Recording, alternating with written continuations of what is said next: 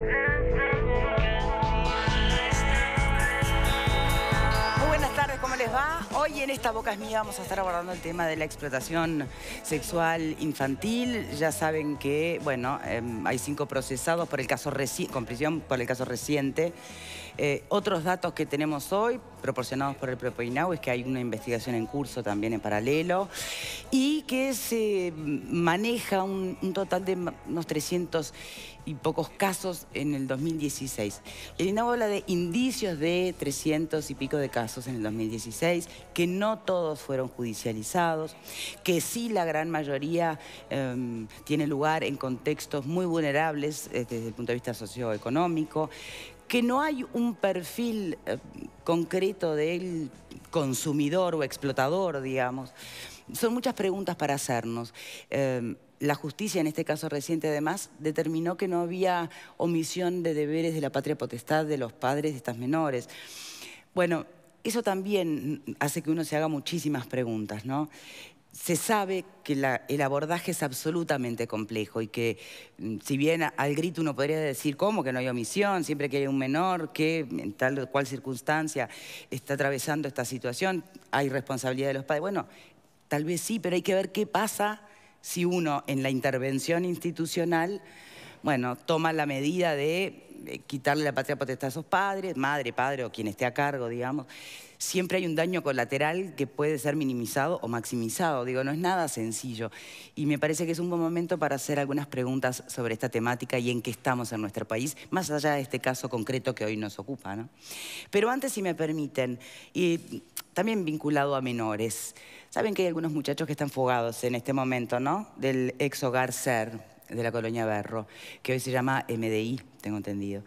Y como resolución, en realidad, la que se adoptó fue destituir al director y subdirector de este centro. Tenemos en línea en este momento a un integrante del directorio del Instituto Nacional de Inclusión Social Adolescente, que es el señor Álvaro Viviano.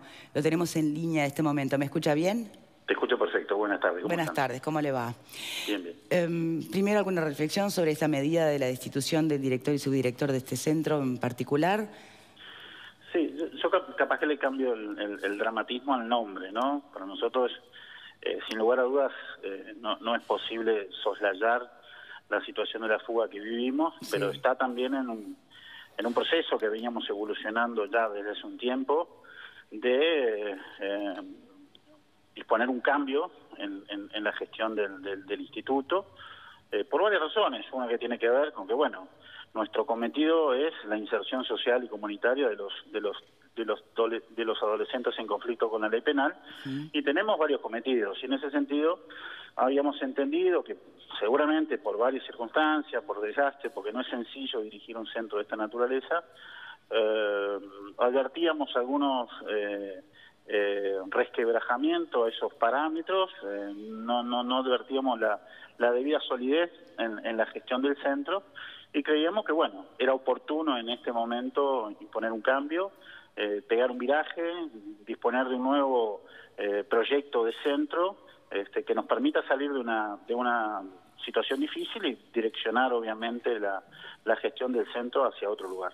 Bien, ahora este centro, el ex SER, digamos, había sido cerrado en su momento, vuelve a abrirse y se suponía que se abría con esta nueva dirección.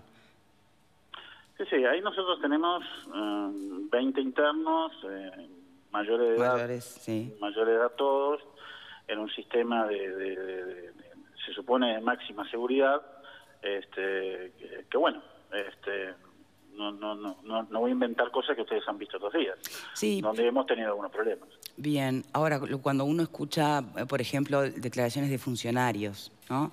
Lo que uno advierte, primero que desde afuera uno nunca termina de entender, las autoridades hablan de una cosa, los funcionarios hablan de otra, la interna obviamente se nos escapa. Entonces, con lo único que nos vamos quedando es, bueno, con los hechos tangibles. Hoy la destitución del director y subdirector. Pero el problema es falta de personal que pueda cumplir con la custodia que requiere el centro desde el punto de vista de seguridad, ¿no? Porque tengo entendido que obviamente hay otros cometidos que apuntan a la inclusión, inserción y demás. Pero para lo que es evitar fugas en concreto, que es un poco lo que ha saltado las noticias en los últimos tiempos. Claro. A ver, Yo creo que con lo que dicen los funcionarios en algunas cosas podemos estar de acuerdo, ¿no? Si ellos refieren a cuando indican de que hay algunos problemas en la institución que tienen que ver a las condiciones laborales, y esto hacen a la infraestructura, y esto hacen a la falta de funcionarios, bueno, yo creo que sí, esa situación la venimos denunciando, este directorio la viene denunciando en el Parlamento. Creo que hubo una mala percepción desde que con la separación con INAU iban a caer dos instituciones armadas, una para un lado, otra para el otro, y no fue así, y ni se ha tenido que recorrer un camino con cierto rezago para poder ir consolidando un proyecto institucional que aún nos cuesta mucho y donde tenemos enormes carencias en lo infraestructural y sin lugar a dudas en lo funcional. Ahí venimos tratando de paliar como venimos y hemos hecho algunos llamados donde tratamos de paliar esta situación por lo pronto de manera rápida. Hay otras cuestiones, bueno, que también influyen, quizás tenga que ver con eventos que están en el marco de una investigación administrativa que hemos dispuesto para ver si además de estas situaciones que son un poco ya a esta altura del partido como verdades consolidadas, ha habido algunos otros errores, ha habido fallas en los protocolos que determinaron la situación que determinaron. A ver si lo interpreto. Una cosa es que las fugas se hayan dado por carencias que incluso los propios funcionarios vienen y el directorio vienen haciendo al Parlamento y es falta de, por ejemplo, personal. Correcto. Con lo cual la solución no pasaría por destituir a un directorio y un subdirector, imagino, ¿no? Y otra cosa es que además haya, bueno, funcionarios que trabajan de manera negligente, pero eso sería un sumario que lo determinaría, ¿o no? Sí, por supuesto. Si eso ocurrió, a nosotros no nos consta. Nosotros tenemos algunos indicios en este tiempo que nos obligaron a tomar la determinación, por ejemplo, de disponer de una investigación administrativa. Eventualmente, y luego de ella, si en las distintas instancias de esta investigación administrativa surge con claridad responsabilidades funcionales, obviamente ahí tenemos que revisar, tenemos que tomar determinaciones. La investigación administrativa va a cubrir todo el evento. Claro. Y tendrá que ver si los procesos internos se adecuaron ajustado a los protocolos y a las normas, si la seguridad externa está ubicada en un lugar que tenía que estar ubicada. Hay todo un montón de circunstancias que hacen al final de la situación que nos tocó vivir. Claro. Pero entonces, ¿cuál sería la razón de las destituciones? No, por eso te digo, obviamente influye, pero creo que lo intenté explicar. Es una situación que ni siquiera es destitución.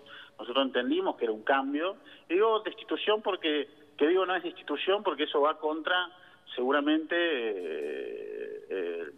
el juicio de algunos esforzados funcionarios que han estado al mando de este instituto en estos últimos tiempos y que por alguna razón los resultados no fueron los deseados. Entonces, la razón tiene que ver con eso, en un cambio de enfoque, en un cambio de criterio, en renovar de alguna manera los aires y la visión de un proyecto de centro de esta naturaleza que implican, me parece, algunas actividades que a nuestro juicio en el último tiempo no se estaban cumpliendo adecuadamente, o al menos dentro de los parámetros que fija el directorio para el cumplimiento de los cometidos que están arriba de la mesa y que fija la ley.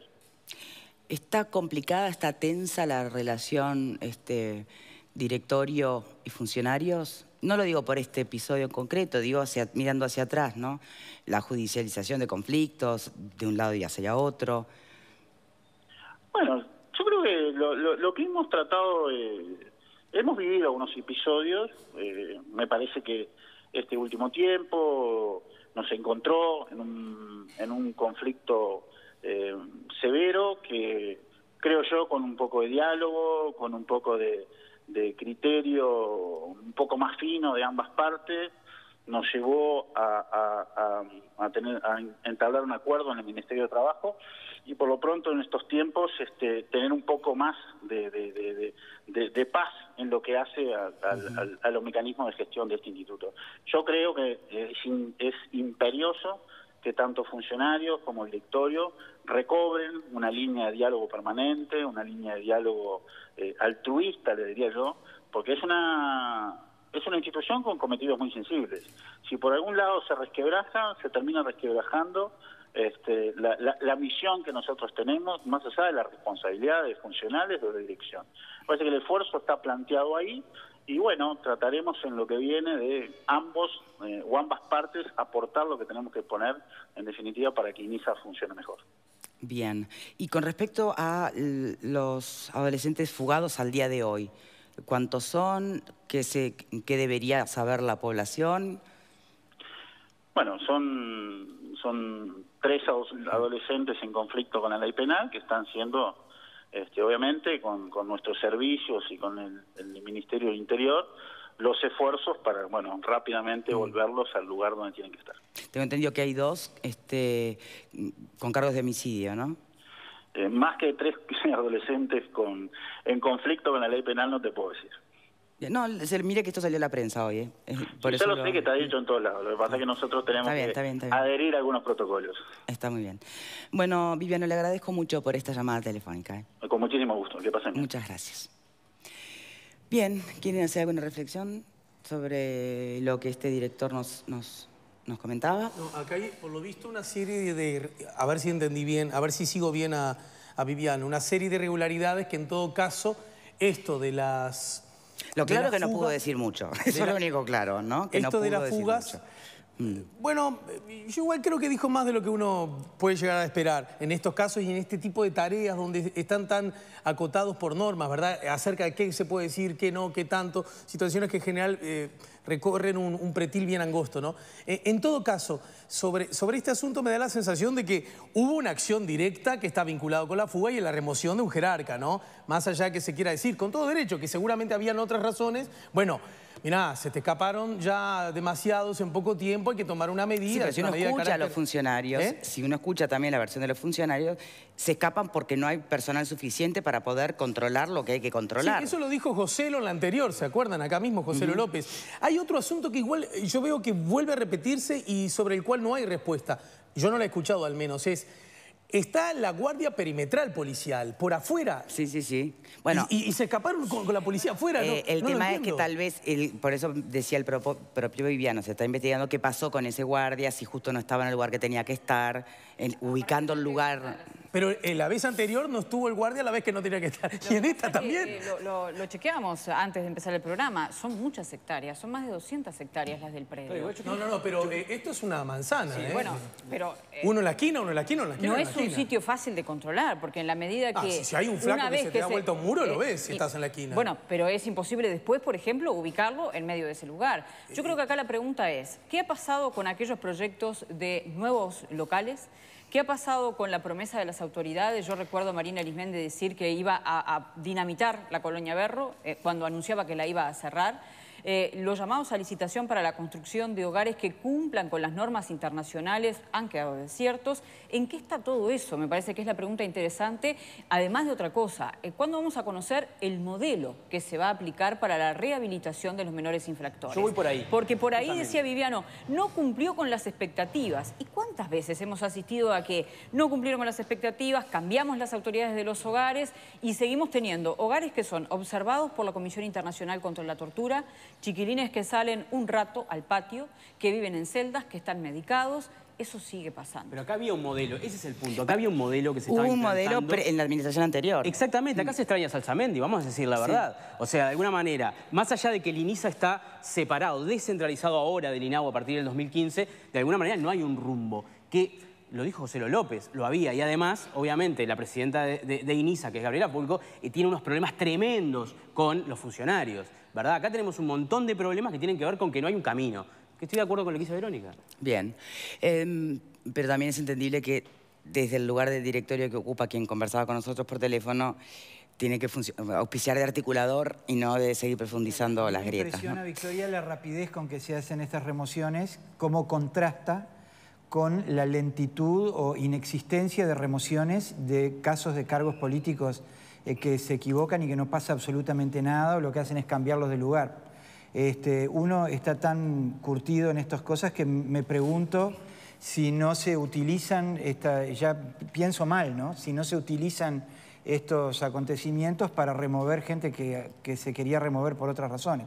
Es todo muy raro, la verdad. Pero eso ya es abrir un camino de sospechas. Lo malo es cuando a veces no existe la remoción. Claro, sí. Y cuando existe la remoción también es malo. Como Señores, en casos aparentemente mucho más graves, nadie remueve a nadie, está todo el mundo feliz y acá con una rapidez insólita. Vamos al tema del día, si les parece, que tiene que ver con la explotación sexual infantil. En nuestro móvil está Diego Travieso, acompañado por Fernanda Caballero, que integra una organización. Usted sabe que las organizaciones sociales en este país son quienes más presentan las denuncias y les llevan al INAO la información, ¿no? O sea que trabajan comprometidamente muchas de estas organizaciones con la causa. Gurises Unidos es una de ellas. Diego, adelante.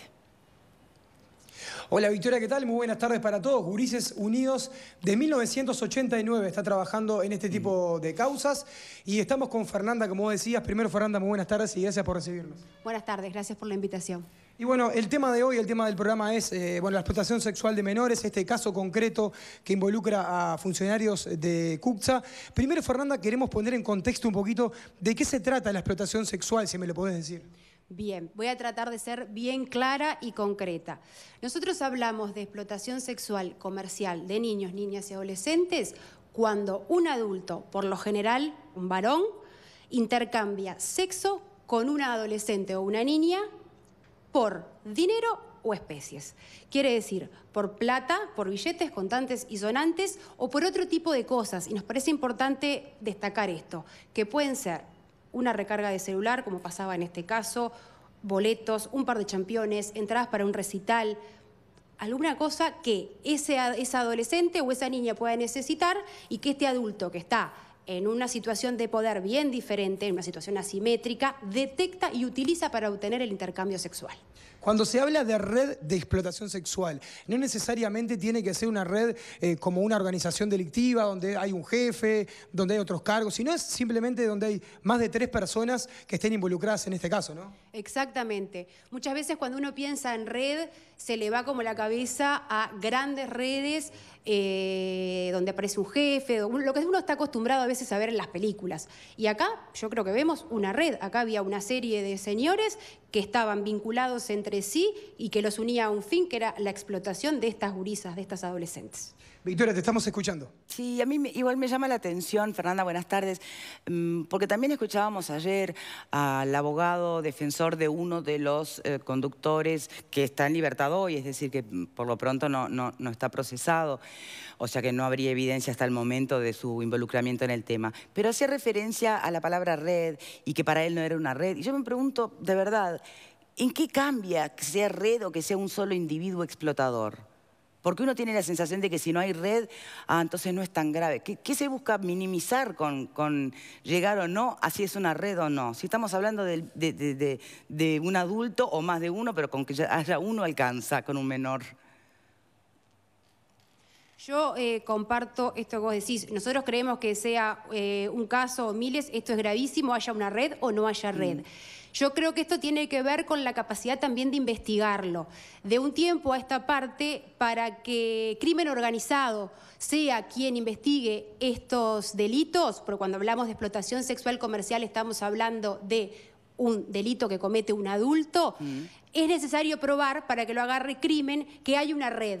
Si no, esto se denuncia en otros juzgados. La ventaja de que esto llegue a crimen organizado es que crimen tiene un equipo que puede dedicarse a hacer este tipo de investigaciones. Habrá gente que lo podrá explicar mejor que yo, porque esto tiene que ver con el ámbito de lo legal. Pero cuando está la red, muchas veces se puede generar la denuncia en crimen y esto facilita la investigación. Bien, y tal vez eso se vincula entonces con algunos datos sueltos que uno puede obtener del INAO, que remiten justamente, bueno, a que no son todos los casos que se reciben que terminan siendo judicializados. ¿Será que es muy difícil y complejo llegar a esa mínima instancia de la judicialización cuando se trata de casos aislados? Exactamente. Este es un delito que es muy difícil de probar. Creo que queda visto, ¿no?, que ha llevado muchos meses de investigación, porque recopilar las pruebas es complejo, hay que probar un montón de cosas. Muchas veces, cuando los casos son aislados, se convierte en un palabra contra palabra. Entonces, se suele eternizar el proceso, se revictimiza a las niñas y a las adolescentes que tienen que ir y declarar y repetir y contar millones de veces lo que les ha pasado, y muchas veces las pruebas no son suficientes y la denuncia queda en la nada. Entonces, llegar a denunciar requiere todo un proceso que no es fácil recorrer y muchas veces no están las pruebas o las chiquilinas no están prontas tampoco para enfrentarlo. Ese es un elemento que para nosotros no es menor. No es fácil pasar por esto, hablamos de gurisas en situación de vulnerabilidad y denunciar y enfrentarse al sistema judicial no es fácil, menos cuando uno es niño o es adolescente, ¿no? Bien. Como organización social, imagino que además en los trabajos interdisciplinarios con otras organizaciones tendrán su lista de reclamos, ¿no? Para con autoridades. ¿Ustedes entienden que institucionalmente se les da respuesta a estos temas, a este tema en concreto? ¿Ustedes lo sienten así? Ustedes, que son los que están en el terreno, que son los que llevan los casos o las denuncias al INAU, ¿hay respuesta institucional eficiente o todavía falta mucho? Creo que un poquito de ambas. Nosotros desarrollamos un proyecto que es un convenio con INAU, que es el proyecto En Ruta, que es un proyecto itinerante que trabaja en 10 departamentos del país. Esto quiere decir que ha comenzado a haber respuesta. Creo que ahora el tema se trata de otra manera. Creo que el hecho de que yo esté sentada hoy acá tiene que ver con esto, ¿no? En cómo esto se ha levantado, cómo repercute. O sea, dejó de ser invisible. Eso no quiere decir dejó de ser invisible, claramente. Nosotros presentamos ahora el año pasado el primer dimensionamiento a nivel nacional que caracteriza y estima las situaciones a nivel del país. Hablamos de 2015, que aparecen los primeros números, que podemos hablar de lo que está pasando como a nivel del país. O sea, venimos como corriendo un poco de atrás. Este no es un tema nuevo, es un tema que se empieza a visibilizar. Que ahora, hay algunas respuestas, las hay. Falta. Y después me gustaría tu análisis de por qué falta, qué es lo que falta. Pero en esa visibilización que tiene la temática, ¿no? Y que a muchas personas les llega a un nivel profundo, pero a otras se mantienen indiferentes. ¿La indiferencia todavía es grande? Menos que en otro tiempo, pero creo que sí. Me parece que este caso sintetiza como eso, ¿no? Hay indiferencia, hay incluso, yo hablaría como hasta de impunidad. Todavía hay cosas que están socialmente aceptadas, que son toleradas, que a mucha gente le parece que es parte de, ¿no? Que chiquilinas pobres, que no tienen otros recursos, estén con señores que les den dinero a cambio, y ahí me voy como a los prejuicios también, ¿no? Esto de, bueno, antes de que salgan a robar, que se prostituyan. Todo ese tipo de aseveraciones tienen que ver con esto de alguna manera, tolerar que esto pase, ¿no? El tema de la edad. De adolescentes. El tema de la edad no ha generado de alguna manera también una zona demasiado gris, no te digo niñas, pero ya cuando hablas de adolescentes algunos te dicen, no, pero a los 16 ya son mujeres, a los 17 que espere un año y ya puede ejercer la prostitución legalmente. Exactamente. Y eso refleja, teniendo en cuenta tu pregunta anterior, ¿cuál es el lugar que como sociedad le damos a los adolescentes? ¿Qué es lo que pensamos de ellos, ¿no? ¿Qué es lo que esperamos? ¿Cómo los vemos? Y los vemos como en esta... Son adolescentes, hay que protegerlos, y no lo dice uno, lo dice la ley. Los adultos debemos proteger a nuestros niños y a nuestros adolescentes. Cuando hablamos de niños, es como que todos nos horrorizamos un poco más. Sí. Como que todos decimos, uy, qué espanto, tenía 9, tenía 10. Si tiene 17, se comete el mismo delito, le causamos el mismo daño. Estamos hablando de personas en desarrollo. Ahí está el quid de este asunto. Estamos hablando de personas que están creciendo y que nosotros debemos cuidar y proteger. Entonces yo creo que ahí hay un tema fundamental de cuál es el lugar que se le da a la adolescencia, que por lo general está cargado de una connotación bastante negativa en este país. Bien. Diego, si tenés más preguntas, adelante. Gracias, Fernanda. Gracias a ustedes. No, Fernanda, simplemente muchas gracias y recordar que Gurises Unidos trabaja con alrededor de 6.000 chicos, ¿no? Y entre todos sus proyectos y áreas llegamos a más de 6.000 niños, niñas y adolescentes. Muchas gracias. Perdóname, la última, Diego, adelante, perdón, la última sí, que me vino a la mente recién. ¿Te ha pasado, Fernanda, de detectar un caso de, bueno, que en una familia determinada se está dando esta situación, la niña o el niño o el adolescente es explotado sexualmente, comercialmente, incluso hasta por ahí por su propio progenitor, y no llega a la justicia, pero has podido actuar, has podido intervenir en esa familia y cambiar la realidad, ¿o no? Sí, sí, me ha pasado y creo que te diré que han sido las más. Muchas veces, esto que hablábamos hoy, no llegamos a la denuncia. La denuncia puede ser el principio de un proceso, la mitad o el final. Sí hemos podido intervenir, sí trabajamos en la reparación y la restitución de derechos desde nuestro lugar. Bueno, ¿y cómo se hace eso? Dale. ¿Cómo se hace eso justamente? A vínculo. Nosotros trabajamos mucho con lo que llamamos el vínculo educativo, que es el que tenemos los educadores con los gurises y las gurisas con los que trabajamos y con sus familias. Sí, porque el primero que tiene que entender que no está bien son los adultos a cargo. Todo, y las comunidades también. Los adultos, las instituciones que rodean a esa familia y a ese niño o a esa niña. Pero ese es un arduo trabajo. Uno no puede llegar y decir, bueno, mira, te están explotando sexualmente, esto es terrible, porque en realidad eso no genera nada. Lo que iniciamos es un proceso de problematización de esa situación. De reconocerse en ese lugar, digamos. Exactamente, e incluso a la familia, porque muchas veces esto se va repitiendo. Lógico. Cuando nosotros vamos a contactar a las mamás o a las abuelas, ellas han tenido estas historias también. Entonces hay que ir mucho más atrás. Es un tema bien complejo, porque a veces se reproducen situaciones que en esa familia se vienen dando desde hace muchísimo tiempo. Entonces, desandar ese camino es el trabajo que hacemos. ¿Hace cuántos años trabajas en esta ONG? 15 años. Bien, en 15 años, esto es más personal que otra cosa, pero en 15 años, ¿realmente has podido cambiarle la vida a cuántas familias? ¿O sentís que lo pudiste hacer en cuántas familias?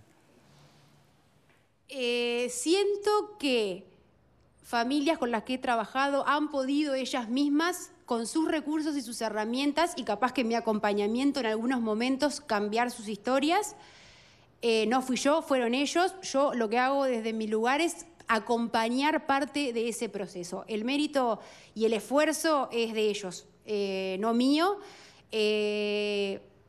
Tengo un montón de historias y de situaciones, he trabajado en un montón de barrios, así que calculo que sí he podido ayudar, no importa, igual creo que si fue a uno, a mí ya me alcanza, pero a algunos más a cambiar, a pensar, a rediseñar. He acompañado proyectos de vida, algunos muy buenos. Te lo pregunto porque muchas veces uno mira el bosque, ¿no? Y se siente un poco como desahuciado, como decís, es tanto el abordaje, tan complejo, tantas las situaciones, que al final vos decís, bueno, realmente se puede, hay quien me puede demostrar que desde un trabajo como el que hacen ustedes tan comprometido, se puede. Entonces me encanta que digas que sí, que aunque sea que hayas podido ayudar a cambiar una realidad, vale la pena, ¿no?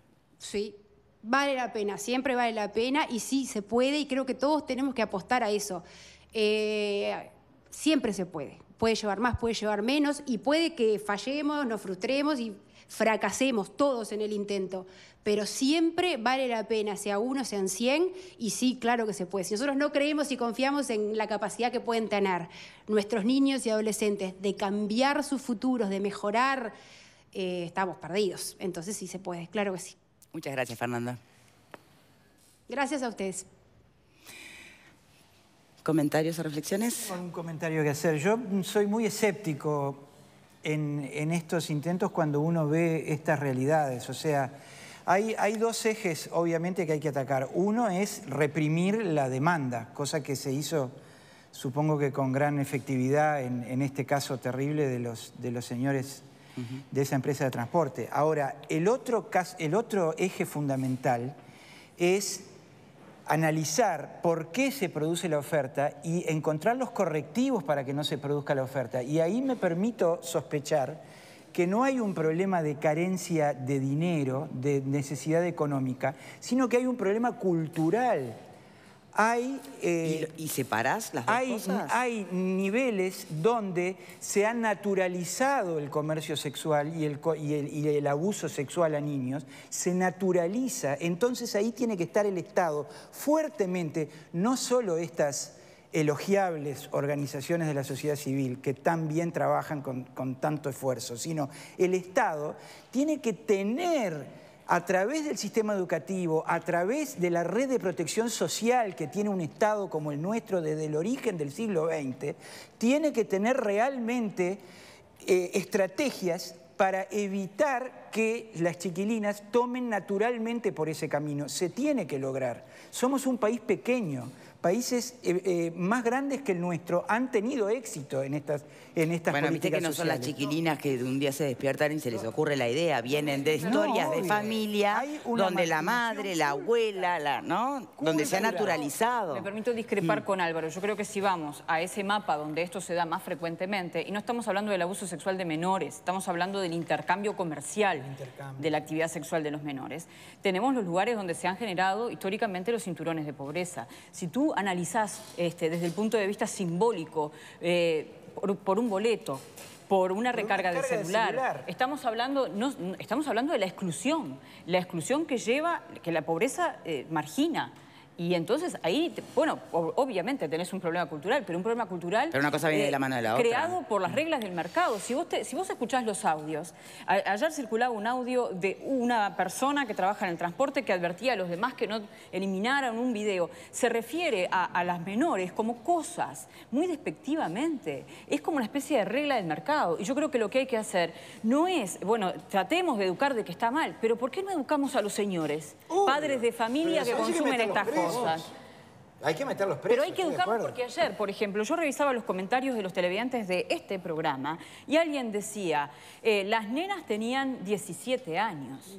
Ya sabían lo que hacían. Ese señor que comentaba eso, y no es el caso particular, no quiero agarrármela con esta persona, sino eso representa que lo que yo estoy haciendo, si consumo este tipo de cosas, no está mal, porque estamos en igualdad de condiciones y no la estamos. Déjame agregar en esa dirección, en cómo se construye culturalmente el vínculo con el otro, que ayer el propio abogado Alonso, cuando se refería a las víctimas, usó la expresión merodeaban. ¿Se dan cuenta? ¿Quién merodea? El que te quiere hacer un daño. Así que resulta que la víctima era la que merodeaba. Y habló de consentimiento, que legalmente es un error. En este contexto, la verdad a mí me da mucha ilusión. Entiendo lo de Álvaro, pero yo prefiero estar en el otro lado. A mí me da ilusión el trabajo de gente como la de Gurises Unidos. Sé que Álvaro también, me refería a lo exitosa que puede implicar. Porque ponen una cosa arriba de la mesa con prístina claridad. Dice... vínculos por un lado y exclusión por otro. Esto ocurre porque hay exclusión, porque la persona que tiene sexo, que se hace por una carga de boletos, tiene una hija de su misma edad, loco. ¿Cómo es posible que no vea a esa muchacha como su hija? Esto pasa porque la exclusión se ha desarrollado con tal grieta que el vínculo desapareció. Ese ya no soy yo, esa no tiene nada que ver conmigo. Esa es una cosa a la que por una boletera le puedo ofrecer que Yo voy a agregar algo, una cosita pequeña. Estoy de acuerdo con lo que dice Verónica, con lo que dice Alejandro, pero también con lo que dice Álvaro con el tema cultural. Porque esto no es nuevo. No es solamente la crisis del 2002. Ay, por favor, claro que no. Básicamente esto viene desde muy atrás, porque hablaban de madres, hablaban de abuelas. Antes directamente ni se comentaba, Exactamente. se invisibilizaba. Yo creo que lo que es bueno es que estemos hablando y que comencemos a darnos cuenta de que tenemos un problema. Pero lo dijo Fernanda, lo dijiste vos.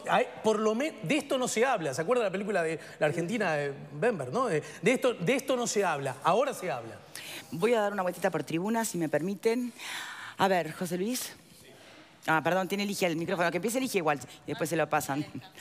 No, simplemente hacer hincapié en el tema de a nivel económico. Me parece que sí, por supuesto, que no empezó la cosa en el 2002, pero se ha profundizado. Y también porque se han profundizado en las condiciones económicas y me parece que se ha profundizado la miseria, la exclusión. Por supuesto que hay un tema cultural, pero me parece que lo peor está en la parte económica, porque por algo se está dando en contextos de pobreza, de miseria. También en lugares donde la única opción es esa. Es lo mismo que la gente que va a robar. Me parece que no lo toman porque es algo natural, es un hobby. Me parece que la única esperanza que tienen o para mejorar sus condiciones de vida son o prostituirse o robar. Y me parece que tiene que ver con el tema económico más que el cultural. Por supuesto, si no tienen perspectivas de futuro, no tienen perspectivas de trabajo, no hay vínculos con la educación, no hay un sistema educativo que los atrape, ni hay un vínculo seguro con un trabajo a futuro. También me parece que esos son los caminos que van a tomar. La prostitución, el robo, me parece que tiene que ver con el tema económico. José Luis. Cuando buscamos las razones de fondo, digamos, encontramos con que nos vamos muy lejos en el tiempo, pero también nos vamos muy lejos en lo que es nuestra sociedad como tal. Y en realidad el trasfondo de todo esto tiene que ver con la discriminación. Porque la discriminación en realidad, que es una construcción cultural, lo que hace es establecer relaciones de poder. Entonces, ese explotador en realidad lo que se siente es más poderoso frente a... Entonces, en esas relaciones de poder que tienen que ver con el género, que tienen que ver con las cuestiones de raza, que tienen que ver con la discriminación económica, es lo que empodera a esa persona para cosificar al otro. Y lo que hace es considerar a esas niñas y a esos niños, porque, a ver, saquemos también en esto el tema del género, ¿no? No estamos hablando de mujeres y varones, estamos hablando de niños, adolescentes, en el más amplio sentido de la palabra, y sobre el cual se ha venido trabajando desde la Declaración de Estocolmo para acá, Naciones Unidas a través de determinados protocolos y la propia ley uruguaya, que es del año 2004, que justamente lo que hace el Estado uruguayo es comprometerse a crear, entre otras cosas, por ejemplo, esta comisión que existe de seguimiento y además de persecución de este tipo de delitos. Sí, tenemos CONAPES. Claro, y determinados organismos en forma conjunta con la sociedad civil, obviamente organizada, que sin ella no podría... Fíjense que la mayoría de las relaciones, muchas veces de abuso, no ya de explotación, se producen justamente en los círculos más cerrados, en la familia, ¿no? Es decir, estamos asistiendo además a hacer esto que decía recién nuestra entrevistada, visible, porque la visibilidad se produce a partir de que se denuncia, de que se investiga, además de que se dan las condiciones para que la víctima no se revictimice, ¿sí? Dolores. Bien, primero que nada, el 14 de septiembre del 2004 se lanzó la ley 17.815, que es de la violencia sexual comercial o no comercial cometida contra niños, adolescentes o incapacitados. Eso protege a los niños que están siendo abusados. Y por otra parte, en el 2014, al director de CONAPES se le realizó una nota junto a otros sociólogos y se les preguntó por qué a este tema de la explotación sexual. Y él dijo que muchas veces la familia y la víctima no tienen la libertad de elegir porque tienen faltas económicas o faltas sociales. Entonces, por eso muchas veces venden a las hijas y las venden como las novias o lo que sucede en la India, que las casan jóvenes, pero no son casamientos. Entonces, también eso cuesta creerlo, pero sucede. Claro que sí. Vamos a hacer la primera pausa. Les dejo ya la pregunta para todos en casa. La lucha contra la explotación sexual, si les parece que la respuesta institucional es suficiente. ¿Sí o no? Al margen de que todos podamos consensuar en que el camino recién empieza, ¿no? Pero bueno, ¿estaríamos encaminados o no encaminados? También podría ser la pregunta. Los medios de comunicación los tienen en pantalla. Nosotros hacemos la primera pausa y ya regresamos.